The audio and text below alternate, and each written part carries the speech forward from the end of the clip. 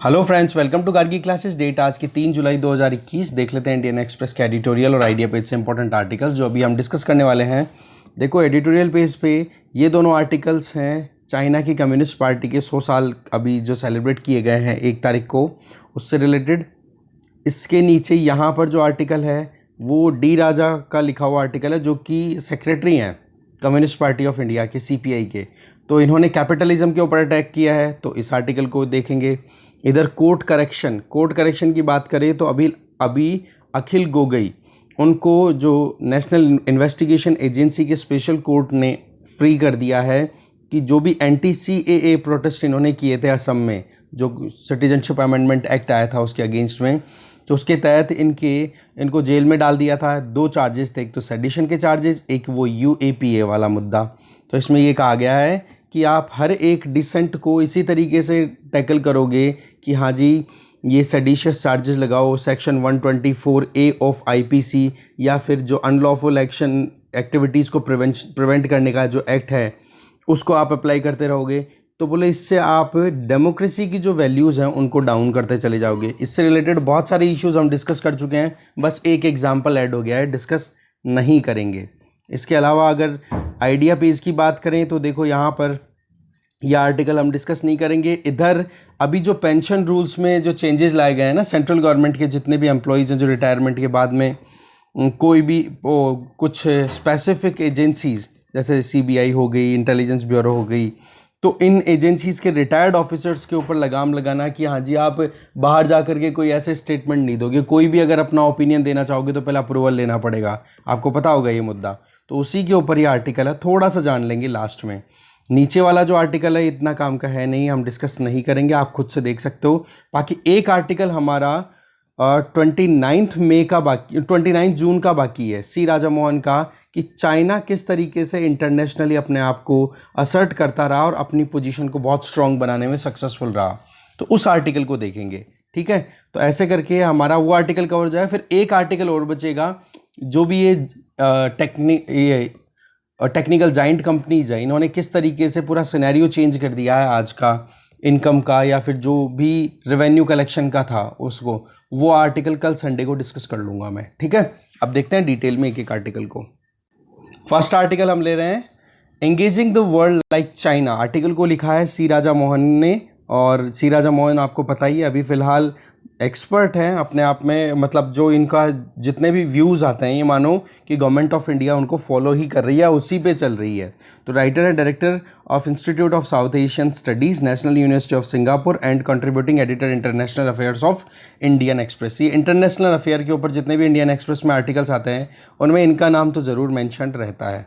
खैर, बात करते हैं, वही कंटेक्स्ट तो वही है, चाइना की कम्युनिस्ट पार्टी को 100 साल कंप्लीट हो गए हैं, और आप यहाँ पर एक ये सही टाइम है कि इंडिया और चाइना की क्या प्रोग्रेस रही है अभी तक, उसके ऊपर हम थोड़ा नज़र डालें। चाइनीज़ कम्युनिस्ट पार्टी की बात करें तो देखो, उन्होंने जो काम किया है कि आज वर्ल्ड की सेकंड लार्जेस्ट इकोनॉमी के तौर पे चाइना अपने आप को असर्ट कर रहा है। मिलिट्री पावर के तौर के ऊपर अपने आप को बहुत ज़्यादा वाइडनिंग रेंज अपनी या रीच अपनी बना चुका है, और टेक्नोलॉजी के में पावर हाउस के तौर पे इमर्ज होके आया है। तो ये काबिल तारीफ़ चीज़ें हैं जिनके लिए हमें क्रेडिट देना चाहिए कम्युनिस्ट पार्टी ऑफ चाइना को। ऐसे में इंडिया की बात करें तो चाइना और इंडिया के बीच में बहुत कुछ कॉमन है वर्ल्ड के साथ में एंगेज करने के लिए, पिछले 100 सालों की अगर बात की जाए तो।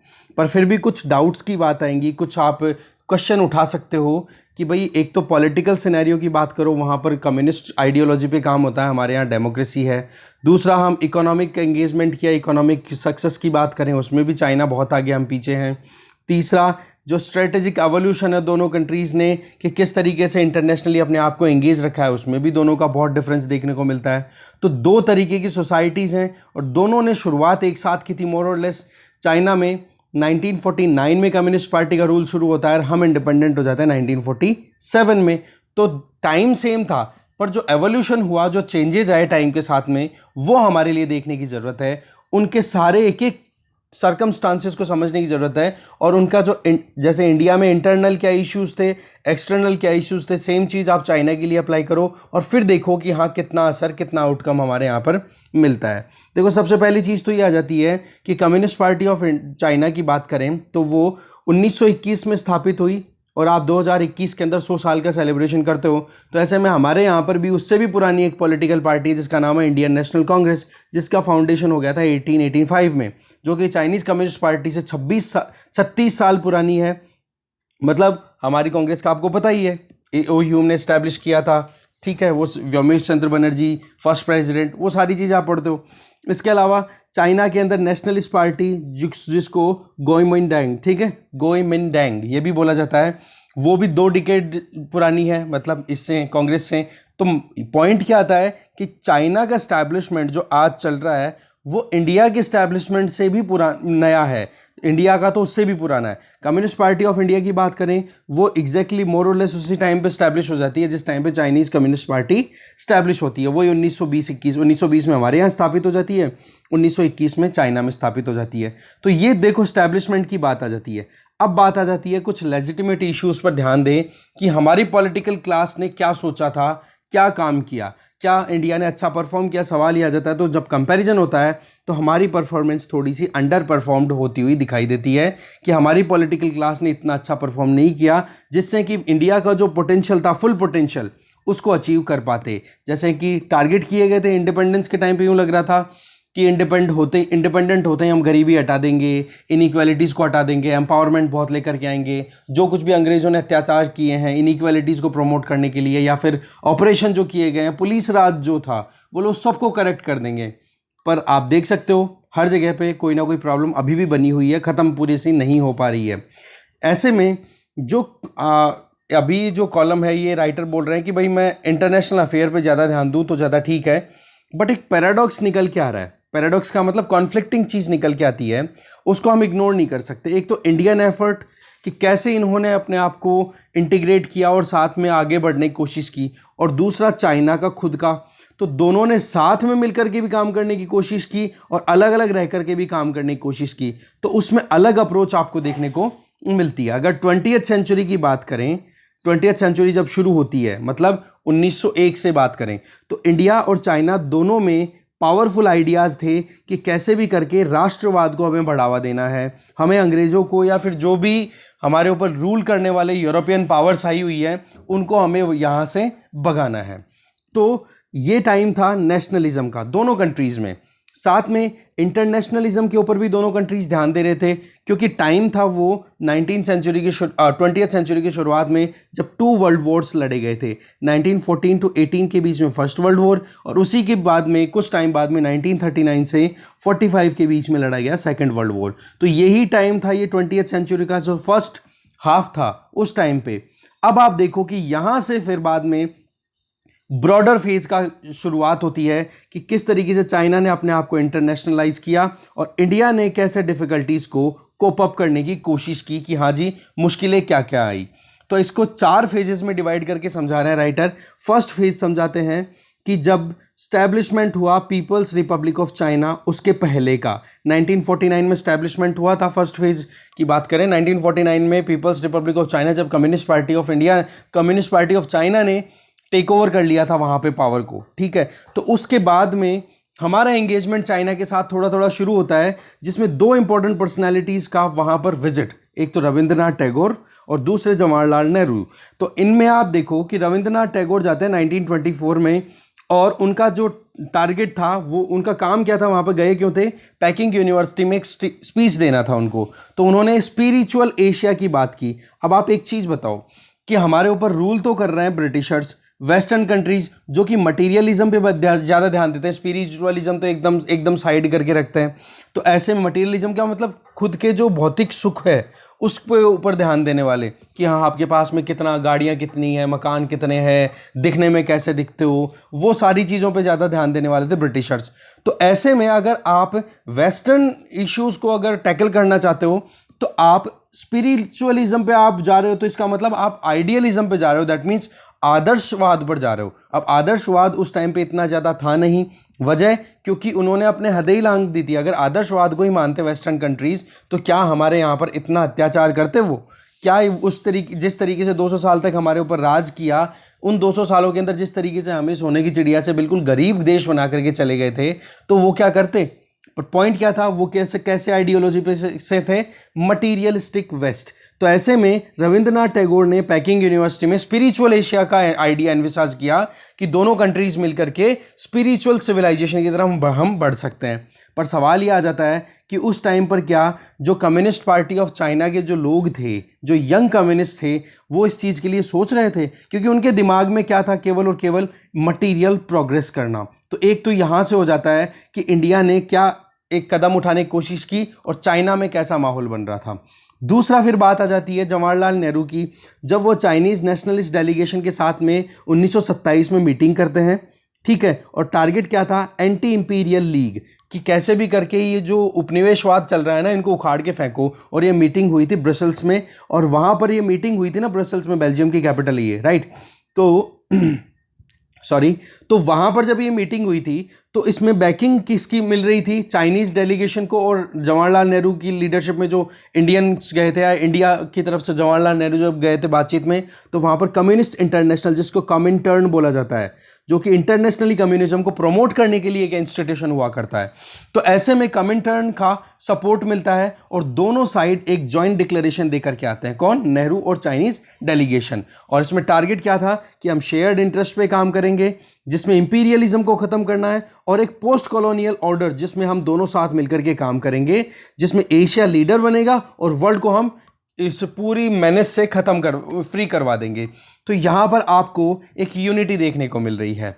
फिर आप आगे बढ़ते हो, ठीक है। मोस्ट डिसाइसिव मोमेंट कब आता है? जब 20th सेंचुरी में सेकेंड वर्ल्ड वॉर शुरू होता है। अब सेकेंड वर्ल्ड वॉर के अंदर 1939 में आपको पता है शुरू होता है, तब जाकर के दोनों कंट्रीज सेपरेट होने शुरू हो जाते हैं। क्यों? क्योंकि चाइना के लिए थ्रेट था जापान। चाइना के लिए टेंशन कौन था? जापान। आपको पता होगा वर्ल्ड हिस्ट्री में कि मंचूरिया में किस तरीके से जापानीज मिलिट्री ने वहां पर जिंदा लोगों को गाड़ा था। तो ऐसे में चाइना के मन में जो डर था वो जापान को लेकर के था। तो ऐसे में तो चाइना की, चाहे वो जो गोमिंडांग हो या फिर चाइनीज कम्युनिस्ट पार्टी हो, दोनों के दिमाग में एक ही था कि हमें जापान से लड़ाई करनी है। दूसरी तरफ हमारे यहाँ पर क्या डर था? हमें था कि हम ब्रिटिशर्स की जो कॉलोनियलिज्म है, इसको हमें ख़त्म करना है। तो अब देखो यहाँ पर ये तो चले गए कोई और रास्ते और हम चले गए यहाँ पर कोई और रास्ते। हो गया डिवीज़न, गैप आने लग गया, क्योंकि कन्वर्जेंस जब तक नहीं आएगा तब तक दोस्त कैसे बन पाओगे। तो यहाँ से चेंजेस आने शुरू हो जाते हैं और ये जो पैटर्न था ये लगातार बनता चला जाता है। और यहाँ से शुरू हो जाती है फिर बाद में सेकंड फेज, जहाँ पर चाइना ने इंटरनेशनल एवोल्यूशन करना शुरू कर दिया खुद का।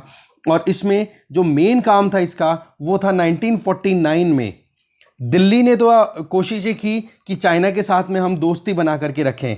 यूएसए लगातार चाइना, अब आपको पता है कि सेकेंड वर्ल्ड वॉर के बाद में कोल्ड वॉर शुरू हो गया था। अब कोल्ड वॉर में आइडियोलॉजिकल कॉन्फ्लिक्ट ज़्यादा थे बजाय कि कुछ और। आइडियोलॉजिकल कॉन्फ्लिक्ट में डेमोक्रेसी और एक तरफ आप देख सकते हो कम्युनिज्म, दोनों के बीच में बहुत ज़्यादा लड़ाई थी। अब चाइना कौन सा था? Communist country.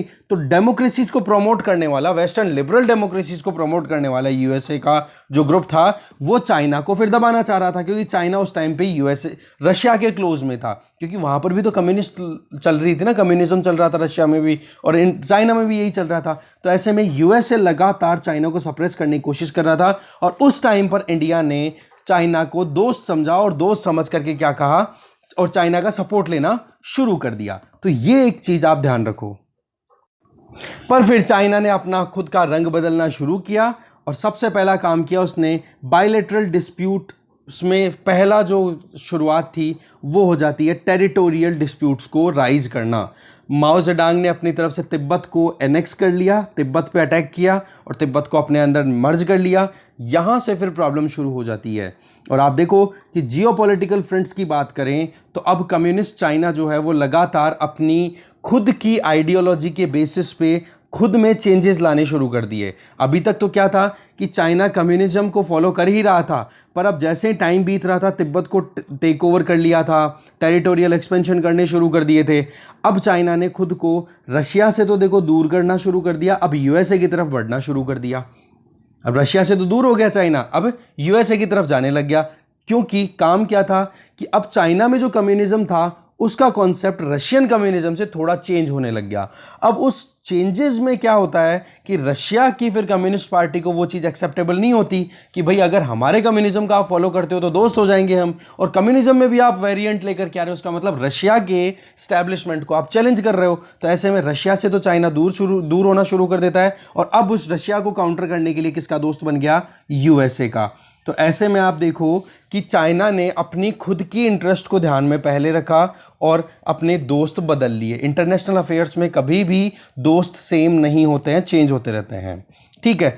अब अगर रीजनल बैलेंस को लेकर गया और दिल्ली किस तरफ चला गया? हम चले गए यूएसएसआर की तरफ, मॉस्को की तरफ। हो गया, दोनों एक दूसरे के ऑपोजिट साइड में खड़े हो गए, चाइना और इंडिया। चलो जी, यहां पर भी आ गए। और जो तिब्बत का एनेक्सेशन हुआ था वो इंडिया के लिए थ्रेट था कि साला अभी ये इस तरफ अगर ऊपर की तरफ से अगर तिब्बत को एनेक्स ये करता है चाइना, तो कल को ना हमारे ऊपर भी अटैक कर सकता है। तो वहां पर फिर हमने पंचशील डॉक्यूमेंट साइन किया फिर उसके बाद में, ठीक है। तो ऐसे में आप देखो कि चाइना के साथ में हमारी एंगेजमेंट जो थी वो थी एक नॉर्मल वे में, पर एक जो रियल में देखें तो यूएसए की धड़े में तो चला गया चाइना, और इधर रशिया की तरफ हम आ गए, ठीक है। फिर अब बात आ जाती है थर्ड फेज की। First and second phase complete, third phase China का इंटरनेशनल एवोल्यूशन में फिर शुरुआत हो जाती है 1970s 80s में, डेंग जियाओपिंग जब वहां के लीडर बनते हैं। माओ ने तो देखो अपनी तरफ से क्या कोशिशें की थी? पॉलिटिकल एक्सेसेस को बढ़ाना, कि कैसे भी करके अपनी एक तो डोमेस्टिक जो पॉलिटिक्स है उसमें पकड़ बनानी, और दूसरा अपने आप को एक्सपेंड करना टेरिटोरियली, जिसमें चाहे तिब्बत की बात करो चाहे दूसरी और टेरिटरीज की बात करो, जहां पर 1962 के वॉर को भी आप इंक्लूड कर सकते हो जिसमें इंडिया और चाइना की लड़ाई हुई थी, वो सेकंड फेज में ही चला गया है। अब थर्ड फेज में बात करें, अब चाइनीज इकोनॉमी पे फोकस होने लग गया डेंग जियाओपिंग का। अब देखो इन्होंने रेवोल्यूशनरी गोल्स को तो देखो अपनाना शुरू कर दिया अब्रॉड में, कि हम कैसे भी करके पीसफुल कोएग्जिस्टेंस इंश्योर करना चाहते हैं, हम फैसिलिटेट करना चाहते हैं डोमेस्टिक डेवलपमेंट को भी और साथ में इंटरनेशनल एंगेजमेंट को भी। अब यहां पर इकोनॉमी के लिए सोचना शुरू कर दिया चाइना ने। अब आप देखोगे कि इससे फायदा क्या होता है कि चाइना और इंडिया के बीच में भी बॉर्डर डिस्प्यूट 1962 के बाद में अभी तक कुछ नहीं हुआ था, कोई लड़ाई नहीं हुई थी। 1985 के लगभग हुआ था कुछ थोड़ा बहुत, 1983 या 85 के लगभग। उसके बाद में अभी जाकर के अब देख सकते हो थोड़ी प्रॉब्लम होनी शुरू हुई है। वो क्यों हुई है वो आगे देखेंगे हम। तो सीनो इंडियन बॉर्डर मतलब इंडिया चाइना बॉर्डर के ऊपर भी शांति होने लग जाती है, पॉलिटिकल रिलेशन भी नॉर्मलाइज होने लग जाते हैं, हम भी एंगेज करना शुरू कर देते हैं, और इकोनॉमिक कॉपरेशन भी दोनों कंट्रीज का साथ आने लग जाता है। इवन यहां तक दोनों के बीच में कॉपरेशन आ गया कि एक मल्टीपोलर वर्ल्ड हम स्टैब्लिश करेंगे। 1990s की बात बता रहा हूं मैं, जब यूएसएसआर डिसइंटीग्रेट हो गया था, कोल्ड वॉर एरा खत्म हो गया था, यूएसए अपनी हेजेमनी लगातार बढ़ा रहा था, तो उस टाइम पर चाइना और इंडिया के सामने ये था कि कैसे भी करके अगर हमें अपनी प्रोग्रेस इंश्योर करनी है तो हम मल्टीपोलर वर्ल्ड का नाम लेकर के आगे बढ़ते हैं। और उस टाइम पे चाइना ने खेल खेल लिया, वो ये कि मल्टीपोलर वर्ल्ड का नाम लेकर के इंडिया जैसे अलग अलग कंट्रीज के साथ एंगेज किया। सभी कंट्रीज ने चाइना को वेलकम किया और आराम से एंगेजमेंट शुरू, पर अंदर ही अंदर चाइना ने अपने आप को तो इकोनॉमिकली स्ट्रांग बना लिया, और अब वही चाइना वर्ल्ड सुपर पावर बनने के सपने देख रहा है। तो वो एक कॉपरेशन आया था इंडिया और चाइना के बीच में, वो चीज कब से एक तरफ मतलब चाइना का असली रंग कब दिखना शुरू होता है?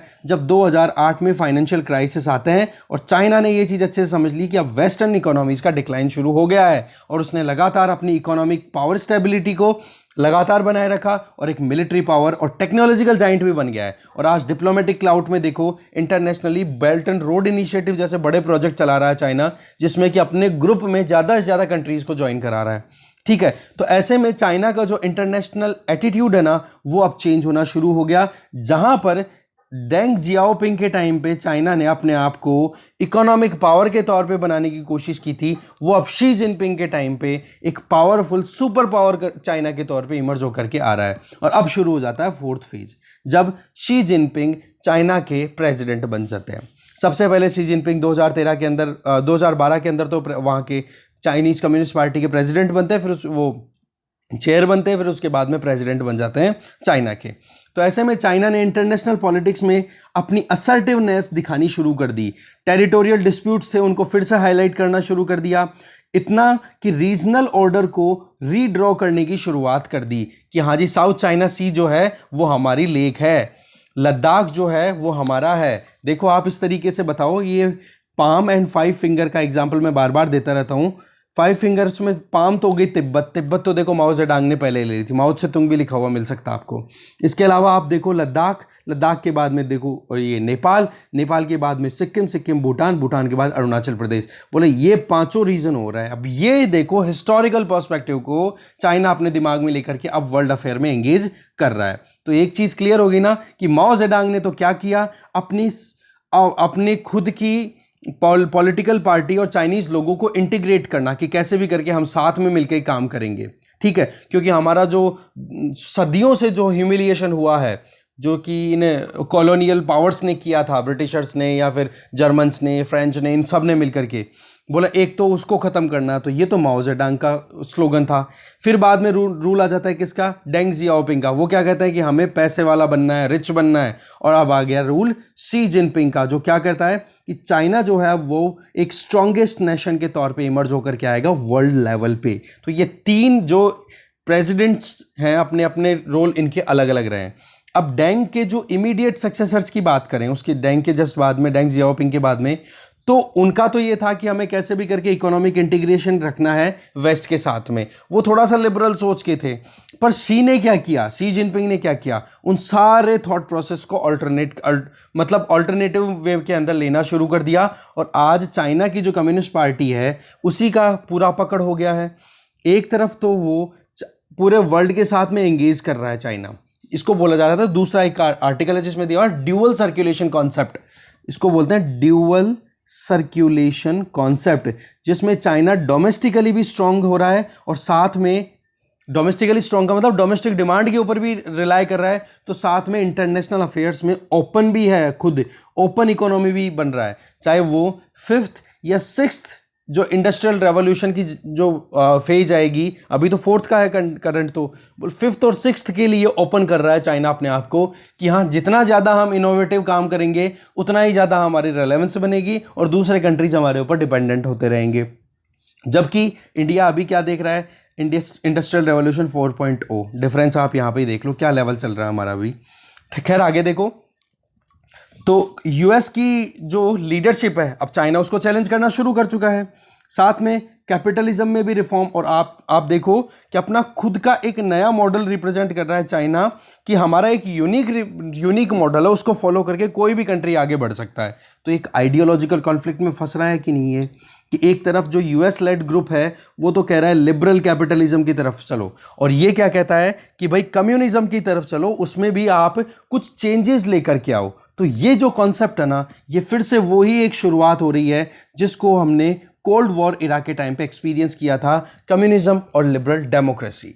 इंडिया की बात करें तो देखो इंडिया ने चाइना के साथ में हाथ मिलाए थे 1950 से लेकर के 1962 तक। हम लगातार चाइना के मतलब कॉन्फ्लिक्ट में रहे, 62 का वॉर भी हम हारे। तो उसके बाद में 90s में हमने हम जैसे यूएसएसआर डिसइंटीग्रेट होता है तो यूएसए की हेजेमोनी को टैकल करने के लिए क्या करना शुरू कर दिया, चाइना और इंडिया ने मिलकर के बोला मल्टीपोलर वर्ल्ड बनाएंगे।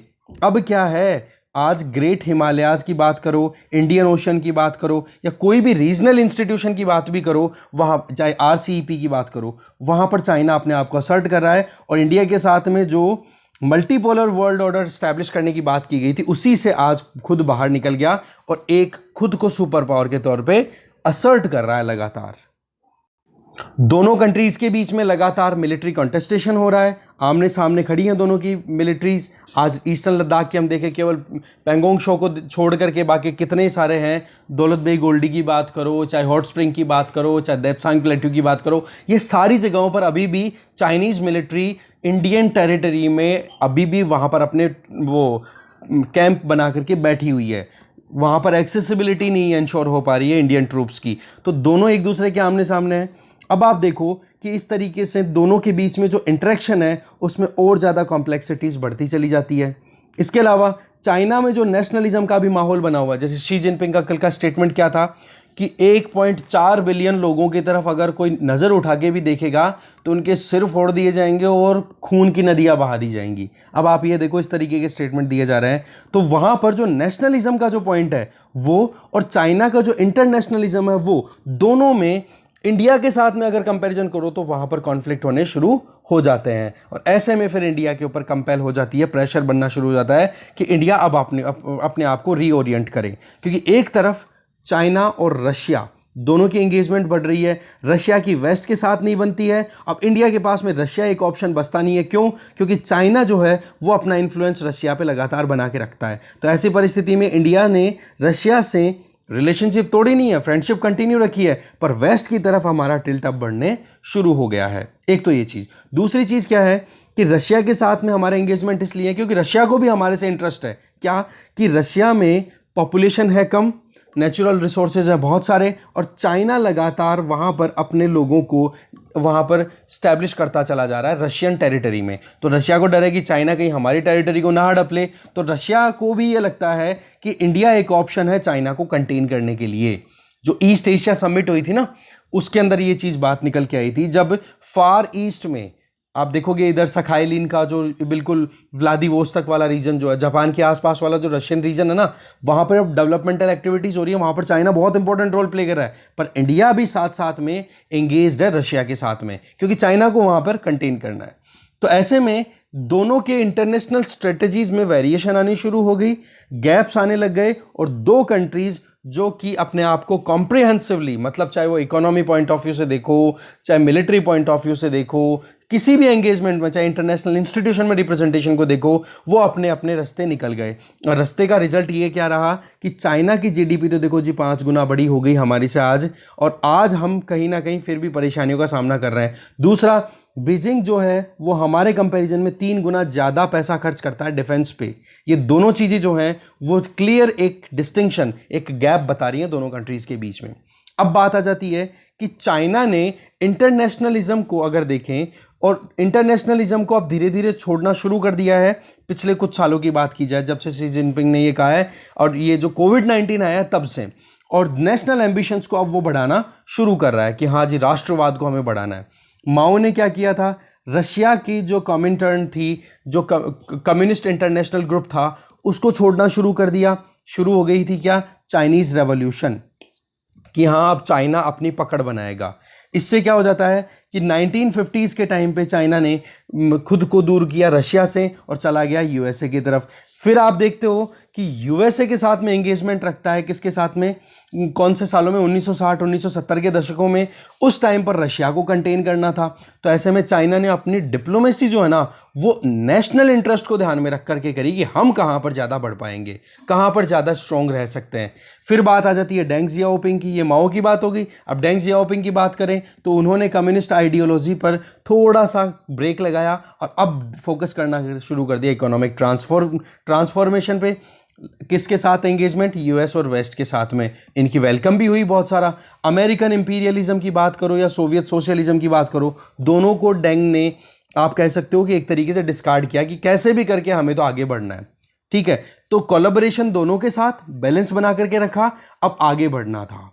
चाइना के दिमाग में ये था। अब यही चीज़ हमारे ऊपर सवाल उठाती है कि ये चीज़ बड़ी दुख की बात है, इट इज़ अ पिटी कि इंडियन कम्युनिस्ट पार्टी जो है वो इस चाइनीज जिम्नास्ट के लिए ज़्यादा सीरियस हो गई। सीरियस ऐसे कि हाँ चाइना जो कर रहा है उसके हिसाब से बिल्कुल परफेक्ट चलना है, बट हमें जो करना था वो था हमारे नेशनल इंटरेस्ट को ध्यान में रख करके। हमें ज़रूरत था कि हम किसी भी एक सेगमेंट, कोई भी हमने अगर बातचीत कर ली, डायलॉग स्टैब्लिश कर लिए, तो उन डायलॉग्स में हमें बिल्कुल फंस के नहीं रह के हमें काम करना था। जैसे कि हमने पंचशील साइन किया चाइना के साथ में, क्या रिजल्ट मिला? पंचशील हमने 1962 के वॉर से पहले साइन कर लिया था कि म्यूचुअल को एग्जिस्टेंस रहेगी, कोई भी इंटरनल अफेयर्स में कोई बातचीत नहीं करेंगे, और क्या एक दूसरे की प्रोग्रेस को इंश्योर करेंगे, पीसफुल को एग्जिस्टेंस। ये सारी 4-5 थी वो पंचशील। ठीक है, वो देख लेना आप, बहुत इंपॉर्टेंट है। चाइना इंडिया रिलेशन की जब भी बात आए तो लिखने में काम आएगा वो। तो पंचशील का जो एग्रीमेंट था उसको चाइना ने फाड़ फेंका, और जबकि इंडिया लगातार उसी के ऊपर स्टिक रहा, क्योंकि इसमें बहुत बड़े चैलेंजेस थे इंडिया के सामने। डोमेस्टिक इशू भी थे कि हम अभी तक स्ट्रांग नहीं हो पा रहे थे। दूसरी तरफ हमने किसी एक धड़े को अभी तक भी एक्सेप्ट नहीं किया था। ना तो हम खुल करके यूएसएसआर की तरफ जा रहे थे, ना खुल करके हम यूएसए की तरफ जा रहे थे, जबकि चाइना ने यूएसएसआर को कंटेन करने के लिए यूएसए का पूल चूज कर लिया था, क्योंकि दिमाग में सेट हो गई थी कि हाँ हमें अगर प्रोग्रेस करनी है तो यूएसए ही करा सकता है। ठीक है, क्योंकि वहां पर रशिया का जो कॉन्सेप्ट था ना कम्युनिज्म या सोशलिज्म का, वो देखो डिक्लाइन करना शुरू हो गया था इकोनॉमिकली अगर देखें तो।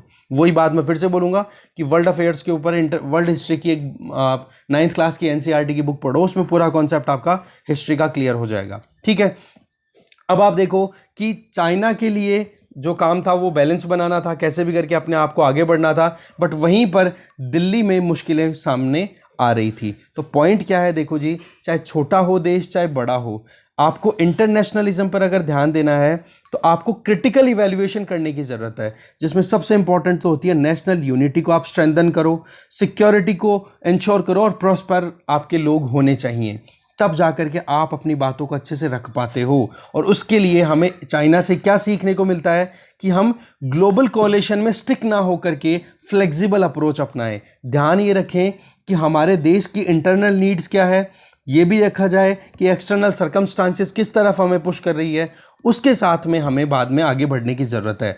तो मतलब परमानेंट एक दोस्त हो ये ज़रूरी नहीं है, हमें हमारे स्लोगन्स के पीछे प्रिजनर बनने की ज़रूरत नहीं है, हमें करंट टैक्टिक्स को ध्यान में रख करके आगे बढ़ने की ज़रूरत है। तो ये चीज़ थी, देखो चाइना की कम्युनिस्ट पार्टी का किस तरीके से प्रोग्रेस हुई, उसमें 4 फेजेज हमने देखे, क्या उनकी अप्रोच रही, कैसे उन्होंने दोस्त बदले, और आज कैसे उन सभी, रशिया तो वैसे ही डाउन है, वो खुद चाइना के जो ग्रुप है उसमें मिला हुआ है। दूसरी तरफ आप देखो यूएसए को अब चैलेंज करना खुले में शुरू कर दिया है चाइना ने।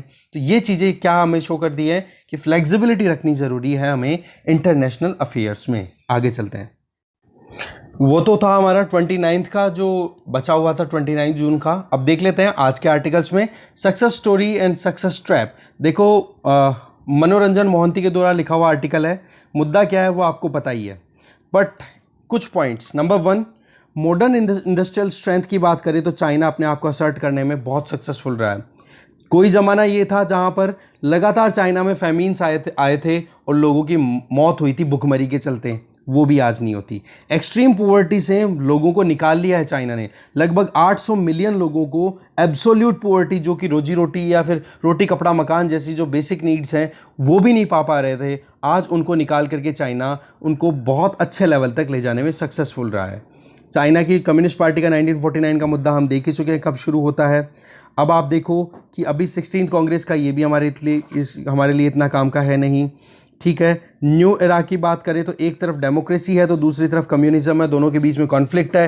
डेमोक्रेसी को प्रमोट करने की कोशिश कर रहा है यूएसए, अब चाइना अपना यूनिक मॉडल रिप्रेजेंट कर रहा है कि हाँ जी हम भी सक्सेसफुल हो सकते हैं, तो चाइना के मॉडल पे आप काम क्यों नहीं कर सकते हो।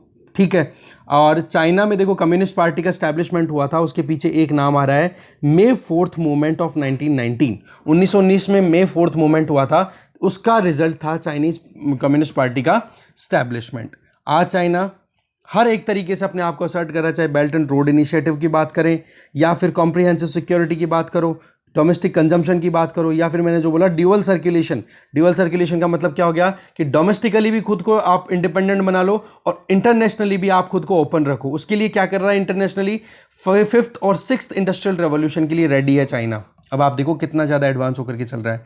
माओ ने क्या किया था वो हमने देखा, माओ के टाइम पे बहुत ही ज़्यादा इंपॉर्टेंट कॉन्सेप्ट्स में से एक तो आता है द ग्रेट लीप फॉरवर्ड, कि चाइना अपने आप को एडवांस करे, जिसमें चाइना का जो पीपल्स कम्यून था 1958-60s के टाइम पे वो, और दूसरा कल्चरल रेवोल्यूशन 1966 और 1976, उस टाइम पे ये एक एक्सपेरिमेंट था जिसमें चाइना ने खुद को रेडिकल चेंजेस लेकर के आया खुद के तरीके से। उसकी वजह से देखो रिजल्ट तो ये रहा कि बहुत सारे फैमीन्स आए, डेथ भी बहुत सारी हुई, पॉलिटिकल परसिक्यूशन भी बहुत हुए, जिन लोगों ने एक्सेप्ट नहीं किया उन लोगों को भगा दिया गया था चाइना से। तो ऐसे में आइडियोलॉजिकली भी चाइना ने अपने आप को कन्फाइन किया, तो उसके रिजल्ट डोमेस्टिकली बहुत नेगेटिव थे, मुश्किलें हुई चाइना को, पर वहाँ से शुरुआत हो जाती है, नींव लग गई। डेंग जियाओपिंग ने फिर बाद में पॉलिटिकल रिफॉर्म्स कर ही दिए, जिसमें रिफॉर्म्स लेकर के आना और ओपन डोर पॉलिसी 1978 में शुरू कर देना, जो कि कम्युनिस्ट जहां पर भी होती है ना सरकारें, जैसे आज नॉर्थ कोरिया की बात करो तो सरकार ही सारी चीज़ों के ऊपर अपने हाथ में रखती है, तो अपनी पकड़ बनाए रखती है। तो ऐसे में क्या हो गया कि चाइना ने कम्युनिज्म में भी एक चेंज ला दिया डेंग जियाओपिंग के टाइम पे, ओपन डोर, कि हाँ भाई वेस्टर्न कंट्रीज की जो भी कैपिटलिस्ट या इंडस्ट्रियलिस्ट हैं वो आकर के हमारे यहाँ पर इन्वेस्ट करें, पैसा कमाएं। हाल ये है कि जो $250 पर कैपिटा इनकम होती थी 1980 में, वो बढ़ा करके अभी तक 2020 में $10,000 तक लेकर के आए हैं। तो आप देखो कितनी ज़्यादा प्रोग्रेस चाइना ने कर ली है पर कैपिटा इनकम के हिसाब से भी। गरीबी तो हमने देखी, 800 मिलियन लोगों को गरीबी के चंगुल से बाहर निकाल दिया। आज प्रेसिडेंट जो बाइडेन क्या कर रहे हैं, एक लॉन्ग टर्म स्ट्रेटेजी भी काम कर रहे हैं कि हमें कैसे भी करके चाइना को कंटेन करने की ज़रूरत है। फिर देखो जो लीडर्स आते हैं डेंग जियाओपिंग के बाद में, जिसमें एक तो हु जिनताओ, उन्होंने जो डेंग जियाओपिंग का जो कॉन्सेप्ट था उसी को जियांग ने फॉलो किया, उसी को हु जिनताओ ने फॉलो किया कि हाँ जी हम इनइक्वालिटीज़ को ख़त्म करेंगे। अब आप देखो कि चाइना में जो प्रोग्रेस हुई थी उसमें एक बड़ा चैलेंज था रूरल अर्बन गैप, कि जो अर्बन लोगों की इनकम थी उसके कंपैरिजन में रूरल लोगों की इनकम 3 गुना तक कम थी, मतलब 1/3 तक उनकी इनकम हुआ करती थी। तो ऐसे में बड़ी मुश्किलें उनके साथ में चलती रही। तो ये चीज़ देखो बार बार गिनी कोफिशिएंट था वो बहुत ज़्यादा बढ़ गया था 2009 तक आते आते। फिर उसके बाद में अब आप देखो कि कैसे भी करके उन्होंने अपने आप को एक हार्मोनियस सोसाइटी बनाने की बात की, जिसमें कि कोई गैप ना हो, एक ब्यूटीफुल कंट्री बनाने की बात की हु जिनताओ ने, जो सी जिनपिंग से प्रेसिडेंट थे पहले। और पॉल्यूशन स्ट्रेटजीज बनानी शुरू कर दी, एनर्जी सेविंग पे काम करना शुरू कर दिया, क्योंकि अब बातचीत होने लग गई थी ना 1992 के बाद में, जब से अर्थ समिट हुआ था रियो डी जेनेरियो में, उसके बाद में। तो ऐसे में अब रूरल अर्बन इनकम गैप को भी ध्यान में रखना शुरू कर दिया, एम्प्लॉयमेंट जनरेशन की बात भी करने लग गए चाइना के अंदर। और जो आप देख सकते हो यहाँ पर कि जो एनवायरमेंटल लॉसेस थे, ये देखो वेस्टर्न कंट्रीज़ के साथ में ये प्रॉब्लम रही है कि उन्होंने जो भी मटीरियलिस्टिक गेन अचीव किया है, जो भी गेन मिला है उनको, जो भी अचीवमेंट है उनकी लाइफ में उन कंट्रीज़ का, तो उन्होंने बहुत सारे नेचुरल रिसोर्सेज को कॉम्प्रोमाइज़ किया है। चाहे आप हमारे यहाँ पर तराई रीजन में जो डेंस फॉरेस्ट हुआ करते थे उनकी कटाई करवा दी थी इन अंग्रेजों ने। तो ऐसे में चाइना की ये थी सक्सेस स्टोरी। अब बात आ जाती है चाइना की ट्रैप स्टोरी। वो क्या कि शी जिनपिंग अब रिटर्न हो रहे हैं उसी मोड में जिस मोड के अंदर माओ ने छोड़ा था, या माओ की डेथ हुई थी 1976 में। तब आप देख सकते हो न्यू इरा शुरू होता है 2008 में, जब इकोनॉमिक क्राइसिस आता है, ये मैंने बता ही दिया आपको। अब वेस्टर्न सिस्टम को अब एक क्वेश्चन मार्क में लाना शुरू कर दिया, क्योंकि डिक्लाइन होने लग गया। अब चाइना ने अपना खुद का एक यूनिक मॉडल देना शुरू कर दिया कि कम्युनिस्ट पार्टी का जो सेगमेंट है उस पर भी काम किया जा सकता है। इवन आज चाइना आंखों से आंखों मिला करके सीधी बातें करता है। आज चाहे इंटरनेशनली यूएस और चाइना के बीच में कॉन्फ्लिक्ट देखो, चाहे ट्रेड वॉर को लेकर के देखो, या टेरिटोरियल इश्यूज को लेकर के देखो, स्पेस में देखो आज चाइना कितना स्ट्रांग हो गया है। खुद का स्पेस स्टेशन 2022 के एंड तक होते होते कंप्लीट हो जाएगा। तो ऐसे में आज यूएस को सीधा चैलेंज करने वाला रशिया नहीं रहा है, अब चाइना हो गया है। तो ऐसे में चाइना ने शुरुआत में तो ये कोशिश की थी कि हम मॉडरेटली प्रॉस्परस सोसाइटी क्रिएट करेंगे, एक हार्मोनियस सोसाइटी क्रिएट करेंगे। तो इससे क्या हो जाएगा कि बोला नेशनली एक स्ट्रॉन्ग थ्रेड क्रिएट हो पाएगा, यूथ को वो एक तरीके से इंटीग्रेट कर पाएंगे कम्युनिस्ट पार्टी की जो आइडियोलॉजी है उसके साथ में। बट पॉइंट क्या है कि कैसे भी करके चाइना का जो खुद का एजेंडा है माओ के टाइम का, उस एजेंडा को एक बार फिर से स्टार्ट मिल गया है। तो ऐसे में 2049 में चाइना की कम्युनिस्ट पार्टी का जो रूल है चाइना में, उसको भी 100 साल हो जाएंगे, और चाइनीज़ कम्युनिस्ट पार्टी को स्टैब्लिश हुए 100 साल 1 जुलाई को कर ही दिए इन्होंने। तो ऐसे में आप देखो great modern strong prosperous socialist country की टारगेट लेकर के आगे चल रहा है चाइना। तो देखते हैं अब आगे कहाँ तक जाता है। फिलहाल तो कोविड का सिनेरियो है, इसमें चाइना ने अपने दोस्त तो बहुत सारे खो दिए हैं, क्योंकि अभी डाउट है। और श्रीलंका का मैंने कल परसों एग्जांपल दिया ही था कि वहाँ पर जो प्राइवेट कंपनीज हैं वहाँ पर भी लोग मिलिट्री की जो ड्रेस है वो पहन के घूम रहे हैं। तो वहाँ के श्रीलंका के सिक्योरिटी सेक्रेटरी हैं, उन्होंने ये कहा कि भाई ये गलत बात है, आप यहाँ पर प्राइवेट स्टैब्लिशमेंट में जॉब कर रहे हो तो आप ऐसे कैसे कपड़े पहन के घूम सकते हो यहाँ पर मिलिट्री वाले। तो ये चीज़ अभी और भी है देखने की। तो फिलहाल तो पॉइंट क्या था, चाइना की कम्युनिस्ट पार्टी को 100 साल हो गए। तो हमने बहुत डिटेल में डिस्कस कर लिया, 3 आर्टिकल्स कल भी हमने डिस्कस किया था, आज भी हमने 2 आर्टिकल्स डिस्कस कर लिए। अब मुझे नहीं लगता कि अपने को कुछ ज़्यादा डिस्कस करने की ज़रूरत है, आगे चलते हैं। नेक्स्ट आर्टिकल है इन द वेस्टर्न ऑर्बिट। ये भी देखो कम्युनिस्ट पार्टी ऑफ इंडिया के सेक्रेटरी हैं डी राजा, इन्होंने बोला कि G7 अभी समिट हुई है, उसमें बातचीत ये आई है कि हाँ वन अर्थ वन हेल्थ के ऊपर कॉन्सेप्ट पे काम करेंगे कि कोविड-19 को कैसे भी हमें ख़त्म करना है। बट राइटर जो है वो कम्युनिस्ट है, तो कम्युनिस्ट है तो उसी हिसाब से ये बिल्कुल डिस्कार्ड करेंगे कैपिटलिस्ट सोसाइटी को।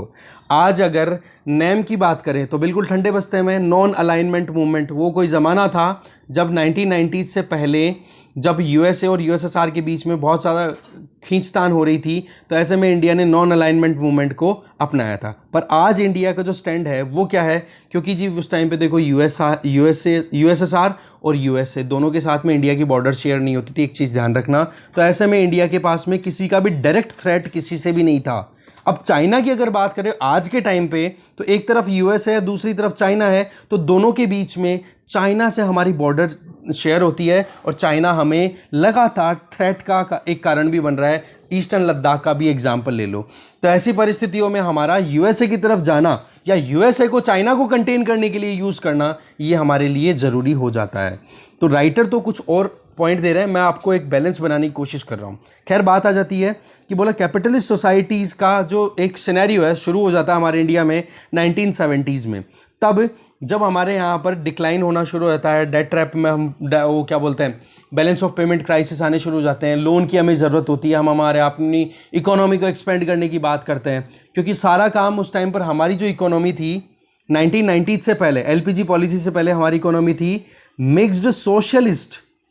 इसका मतलब कि सरकार करेगी जो कुछ भी करना है, पर हाँ प्राइवेट सेक्टर को भी प्रमोट किया जाएगा। अब हमने फिर 1990s में एलपीजी पॉलिसी अडॉप्ट की, तो हम हो गए मिक्स्ड कैपिटलिस्ट। मतलब सरकार केवल मिनिमम बेसिक नीड्स जो है लोगों की वो फुलफिल करेगी, बाकी एडवांसमेंट के लिए प्राइवेट सेक्टर आगे जा सकता है, कोई प्रॉब्लम नहीं है। तो हमारी इकोनॉमी मिक्स्ड रही है, पर दोनों टच हमने रखे हैं। वजह क्या थी कि हमें इकोनॉमिक पावर भी बनना था इंडिपेंडेंस के टाइम पे, तो साथ में हमें हमारे यहाँ पर जो लोग सोशल सिक्योरिटी नेट्स में नहीं थे, ब्रिटिशर्स ने ना एजुकेशन दी, भुखमरी पर बढ़ रही है, जो कास्ट सिस्टम है उसके चलते जो हिस्टोरिकली जो ऑपरेशन हुआ है उसको भी करेक्ट करना था, वो सारी चीज़ें। तो ऐसे में आप देखो कि 1970s 80s आते आते हमारे यहाँ पर अब धीरे धीरे कैपिटलिज्म राइज होना शुरू हो जाता है, और फिर हम जाते हैं आईएमएफ के पास में पैसा लेने। तो आईएमएफ ने हमारे ऊपर कुछ कंडीशंस डाली, और वो कंडीशंस क्या थी कि आप अपनी इकोनॉमी को ओपन करो, प्राइवेट सेक्टर को पार्टिसिपेशन के लिए अलाउ करो, इंटरनेशनली आप एंगेज करो। तो ऐसे में हमारी इकोनॉमी जो क्लोज हुआ करती थी अब वो ओपन हो गई। तो आईएमएफ की जो कंडीशंस थी उनके चलते क्या हो गया जी, हमने प्राइवेटाइजेशन को अलाउ कर दिया, और धीरे धीरे अब लाइवलीहुड का ये एक स्कोप देखा कि हाँ जी अब हम भी धीरे धीरे इंक्रीज कर लेंगे, हमारे लोगों की जो भी लाइफस्टाइल है उसको अपलिफ्ट करने में सक्सेसफुल हो जाएंगे।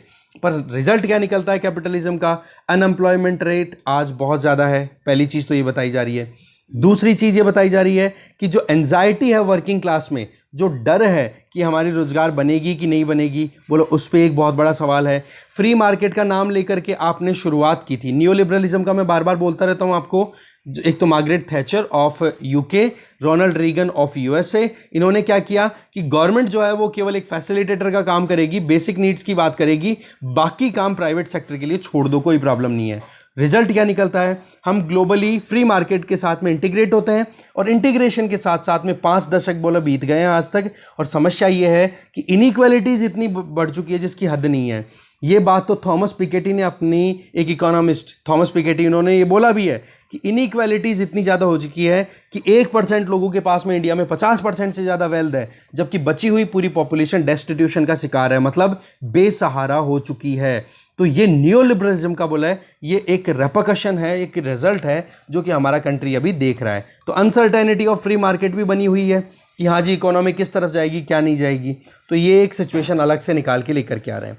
फिर आगे बोलते हैं, बोले चाइना की तरफ जो देखो हमें कि आज चाइना कहाँ पर खड़ा है, बेल्ट एंड रोड इनिशिएटिव में कितना स्ट्रॉन्ग बन गया, तो हमें चाइना की तरह काम करने की ज़रूरत है, क्योंकि कम्युनिस्ट पार्टी जो है ना इंडिया की, ये टिल्टेड तो रहेगी देखो कम्युनिज्म में। अब वो कम्युनिज्म कहीं पर भी चले, ये उसी तरीके से बात करेंगे। पॉइंट हमारा क्या है, कुछ काम की चीज़ें लेकर के आना। उसमें मेन क्या है कि हाँ जी नुकसान क्या है कैपिटलिज्म का, अगर आपसे पूछे, या फिर क्या रेलेवेंस है सोशलिज्म की आज के टाइम पे, उस पॉइंट ऑफ व्यू से इस आर्टिकल को देखें आप। ओके, पब्लिक सेक्टर अंडरटेकिंग्स आपको पता है ये गवर्नमेंट की कंपनीज हैं, उनका प्राइवेटाइजेशन करना। जैसे कि आज के टाइम पे एलआईसी की बात करें, एलआईसी के आईपीओज रिलीज करने की बात हो चुकी है। एलआईसी के जो आईपीओज है फर्स्ट टाइम, ये पब्लिक सेक्टर अंडरटेकिंग ही है। या फिर जो बीपीसीएल है, जो भी बड़ी बड़ी कंपनियां हैं, भारत पेट्रोलियम कॉरपोरेशन लिमिटेड, उसके भी आईपीओज लॉन्च हो रहे हैं। तो ऐसे में बोले कि बहुत ज़्यादा परेशानी हो रही है, लगातार एसेट्स जो हैं सरकार ने जो लोगों की कमाई से, लोगों के टैक्सेशन के बेसिस पे इकट्ठे किए थे, वो वाला प्राइवेट सेक्टर को हैंड ओवर कर रही है ये करंट सरकार, ऐसे समथिंग बता रही है चीज़ें। तो ये आप क्रिटिसिज्म में लिख सकते हो कि सोच समझ करके प्राइवेटाइजेशन की तरफ जाना चाहिए। ऐसा बात नहीं है कि प्राइवेटाइजेशन की तरफ नहीं जाना है, पर हमें सोच समझ करके जाने की ज़रूरत है। दूसरा, यहाँ पर राइटर सीधा सवाल उठा रहे हैं कि हमने हमारे इंटरेस्ट को सब्जुगेट कर दिया यूएसए के सामने। तो ये चीज़ यहाँ पर क्या आपके लिए सेटल हो रही है दिमाग में? देखो जी, बात ऐसी है, इंडिया अपने इंटरेस्ट के हिसाब से यूएसए की तरफ जा रहा है, क्योंकि चाइना अगर वहाँ पर टेरिटोरियल एग्रेशन ना दिखाए तो मुद्दा सही हो सकता है, क्योंकि 2020 से पहले तक इंडिया और चाइना की एंगेजमेंट कम नहीं है। दूसरी चीज़ आप देखो, चाइना और इंडिया के बीच में ट्रेड इतना ज़्यादा है कि अभी भी बायलैटरल ट्रेड की बात करें तो 2020-21 का जो फाइनेंशियल ईयर गया है ना, उसमें सबसे ज़्यादा ट्रेड हमने किया ही चाइना के साथ में है। तो ऐसी परिस्थितियों में हमें, यहाँ पर राइटर बोल रहे हैं कि यूएसए के साथ में हमारी एंगेजमेंट्स को हमें न्यूट्रलाइज करने की ज़रूरत है, बैलेंस करने की ज़रूरत है। जैसे कि चाइना के साथ में आज रशिया साथ में चल रहा है, और रशिया के साथ में भी हमारे कोई ज़माने में रिश्ते अच्छे हुआ करते थे, बोलो उसको रिवाइव करो आप, ऐसे करके ये बातें बोल रहे हैं। G7 में मीटिंग में क्या आउटकम निकलता है? बिल्ड बैक बेटर वर्ल्ड, कि आप ऐसा विश्व बनाओ जो कि वाकई में स्ट्रांग बने। अब G7 कंट्रीज़ में कौन है? सारी की सारी वेस्टर्न इकोनॉमीज़ हैं, और उसमें भी कौन सी? डेमोक्रेसी। और रही सही में आप एक चीज़ ना भूलें, क्वाड एक ऐसा ग्रुप अभी बना ही है जिसमें यूएस, चाइना, इंडिया और ऑस्ट्रेलिया साथ मिलकर के काम कर रहे हैं। चाइना नहीं, सॉरी, जापान, चाइना का नाम आ गया मुझे, ठीक है, जापान, ये चारों मिलकर के काम कर रहे हैं। G20 में भी वर्ल्ड की बड़ी इकोनॉमीज है, चलो वहाँ पर तो चाइना का रोल आ जाता है। फिर उसके बाद में D10 की बात भी की है बोरिस जॉनसन ने, यूके के प्राइम मिनिस्टर ने। तो पॉइंट क्या है, हमें बहुत सोच, ये टाइट रोप है, बहुत सोच समझ करके इस टाइट रोप पे चलने की ज़रूरत है। ना तो हमें देखो वेस्टर्न पावर्स के झोले में जाके गिरने की ज़रूरत है, ना हमें चाइना के चैलेंजेस को कंटेन करने के लिए किसी भी एफर्ट में कमी लाने की ज़रूरत है। हमें ज़रूरत है तो केवल और केवल बैलेंस बनाने की। हाँ, ये बात ठीक है कि कैपिटलिज्म के चलते एनवायरमेंटल लॉसेस बहुत सारे हुए हैं, पर आप एक चीज़ बताओ, जब नेशनल इश्यूज ही हम टैकल नहीं कर पा रहे हैं, हम हमारे सिक्योरिटी इंश्योर नहीं कर पा रहे हैं, तो ऐसे में फिर बाद में तो इंटरनेशनली ये चाइना जैसी पावर्स तो हमें धमकियाँ ऐसे देती रहेंगी, तो उसको भी बैलेंस करना हमारे लिए ज़रूरी है। तो ये देखो, इंटरनेशनल अफेयर, उसका इन्फ्लुएंस इंडिया की पॉलिटिक्स पे, वो सारा हमने देखा। लास्ट आर्टिकल है हमारा, when x officers speak up. Article को देखो, रिटायर्ड ऑफिसर ने लिखा है, जवाहर सरकार ने। तो को बात ऐसी है कि अभी जो पेंशन रूल्स में चेंजेस लाए गए हैं, CCS पेंशन रूल्स 1972 में अमेंडमेंट किए गए हैं, जिसमें ये कहा है कि कोई भी सिक्योरिटी एजेंसी से संबंधित 25 क्रिटिकल एजेंसीज हैं, जिनका नाम हमने बार बार देखा है, जैसे कि इंटेलिजेंस ब्यूरो हो गया, IBPS हो गया, सॉरी CISF हो गया, या फिर जो भी ये है इंटेलिजेंस ब्यूरो हो गया, या फिर रॉ हो गया। इनसे रिटायर्ड जो भी ऑफिसर्स हैं, बोलो वो अगर कोई भी पब्लिक में अपना ओपिनियन, कोई भी स्टेटमेंट देना चाहते हैं, तो बोला पहले सेंट्रल गवर्नमेंट से पूछे। तो राइटर एक चीज़ बोल रहे हैं कि आप ये बताओ कि आज तक किसी ऐसे राइटर ने अपनी कोई ओपन बात कही है जिसके चलते हैं कि उस पर्टिकुलर मतलब किसी मुद्दे पर प्रॉब्लम आई हो। ये चीज़ हमेशा से ध्यान में रखी जाती है कि नेशनल सिक्योरिटी को हमें सबसे ऊपर रखना है। अब नेशनल सिक्योरिटी को अगर वायलेट करे, तब तो देखो आप उन पे लगाम लगाओ, सरकार को ये कहा जा रहा है उन पे लगाम लगनी चाहिए, क्योंकि नेशनल सिक्योरिटी को आप कॉम्प्रोमाइज़ नहीं कर सकते हो। पर दूसरी तरफ जो लोग केवल अपनी नाराज़गी या अपनी डिसेंट रजिस्टर कराना चाह रहे हैं कि सरकार जो कुछ भी कर रही है उनके अंदर ये कदम गलत है, इनको आप करेक्ट करो, तो आप उन डिसेंट को, जो कि डेमोक्रेसी का एक अपने आप में इंपॉर्टेंट पार्ट है, डेलिब्रेशन डेमोक्रेसी का एक इंपॉर्टेंट पार्ट है, आप उसको कैसे सप्रेस कर सकते हो? तो एक freedom of speech and expression को तो कम से कम आप सब ख़त्म मत करो। तीसरी चीज़ ये कि कहीं पर भी आप, अगर ये एक्सपर्ट जो है, मान लो इंटेलिजेंस ब्यूरो से या फिर मिलिट्री से कोई इंडिविजुअल रिटायर होता है, डिफेंस पर्सनल, अब वो रिटायरमेंट के बाद में अपने एक्सपीरियंसेस को अगर शेयर करता है पब्लिक डोमेन में, तो जो यूथ है, जो सुनते हैं, उन लोगों को उनके एक्सपीरियंस से पता पड़ेगा कि हाँ, कैसे लड़ाई लड़ी जाती है, किस तरीके से हम हमारे टेरिटोरियल इंटीग्रिटी और सॉवरेनिटी को हम प्रोटेक्ट कर सकते हैं। तो बोलो वो एक्सपीरियंस ही नहीं शेयर करेंगे इस कानून के चलते, तो आप कैसे फिर आप लर्निंग प्रोसेस को कंटिन्यू कर पाओगे? हाँ, ये बात सही है कि वहाँ पर हमारी नेशनल सिक्योरिटी को मेंटेन रखना ज़रूरी है। देखो, फरवरी 2020 में doctor Hiralal versus state of Bihar का एक केस है, उसमें सीधा सा कोर्ट ने कहा था कि राइट टू पेंशन, अगर आप इन्हीं मुद्दों को लेकर के कि कोई भी अगर स्टेटमेंट देता है जो इन 25 ऑर्गेनाइजेशन से रिटायर्ड इंडिविजुअल, और उसने अप्रूवल नहीं लिया अपनी ऑर्गेनाइजेशन से, और वो अगर स्टेटमेंट पब्लिक डोमेन में देता है और वो नेशनल सिक्योरिटी के लिए कोई टेंशन वाली चीज़ नहीं है, तो ऐसे में भी अगर आप उनकी पेंशन को होल्ड पे रख देते हो तो वो चीज़ गलत है। क्योंकि इस Hiralal versus state of Bihar case में क्या कहा कोर्ट ने कि राइट टू पेंशन जो है आप उसको बिल्कुल भी अलग नहीं ले सकते हो, कम से कम तब जब एग्जीक्यूटिव पीएट, मतलब केवल और केवल जो एग्जीक्यूटिव्स हैं, सरकार है, वो अपनी खुद की ज़रूरतों को ध्यान में रखे, या फिर एडमिनिस्ट्रेटिव इंस्ट्रक्शन के बेसिस पे पेंशन, कोई ग्रेचुटी, पेंशन और ग्रेचुटी की अगर बात करें तो ये कोई बाउंटी थोड़े ना है, ये कोई इनाम थोड़े ना है, ये तो उस इंसान का खुद का राइट है। उसने क्योंकि लगातार कंटिन्यूअस बेसिस पे फेथफुली अनब्लेमिश्ड मैनर में अपनी सर्विसेज दी हैं, तो उसका अधिकार आप छीन नहीं सकते हो। आपको लगता है कि हाँ नेशनल सिक्योरिटी का एंडेंजर करता है तो आप उस पर एक्शन लो ना। तो ये चीज़ें यहाँ पर बताई जा रही हैं। बाकी एक बार खुद से रीडिंग मार देना, डिस्कशन बहुत लेंथी हो गया है। Thank you. चाइना का कॉन्सेप्ट आज अच्छे से समझ में आ गया होगा, बचा हुआ। चलिए खत्म है वीडियो, थैंक यू।